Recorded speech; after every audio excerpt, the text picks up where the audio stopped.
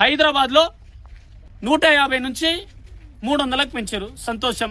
అంటే ఈ పెంచడానికి కారణం కూడా గ్రామాలలో ఉండే ప్రజలంతా హైదరాబాద్ టౌన్కి వచ్చి వలసలు వచ్చి ఇక్కడ ఆటో డ్రైవర్లు, రిక్షాలు, తర్వాత క్యాటరింగ్ పనులలో చేసుకుని ఇక్కడే స్థిరపడుతున్నారు. వాళ్ళు ఇక్కడే సెటిల్డ్ అవుతారు అనే ఉద్దేశంతోనే ఈ యొక్క సిటీని పెంచడానికి ఉద్దేశంతోనే 150 నుంచి 300 వార్డులు చేయడం జరిగింది.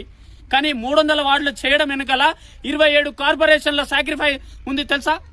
27 కార్పొరేషన్లు కలిపితే మీరు 300 చేశారు. మరి ఈ 27 కార్పొరేషన్లో మీర్పేటలో ఒక మేయర్ ఉంటాడు.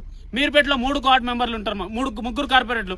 27 నుంచి 27 కార్పొరేషన్లో ఒక్క కార్పొరేషన్ కు ఒక్క ఎస్టీ నాయకుడిని తీసుకున్నా, ఒక్క కార్పొరేటర్ని తీసుకున్నా సుమారు 30 మంది కార్పొరేటర్లకు మీకు అన్యాయం చేశారు కదా. ఈరోజు కేవలం ఈరోజు 5 మాత్రమే కేటాయించారు. ఈ మొత్తం హైదరాబాద్ ట్విన్ సిటీ మొత్తానికి కేవలం 5గురిని మాత్రమే కేటాయిస్తే మిగతా నాయకుల పరిస్థితి ఏంటిది?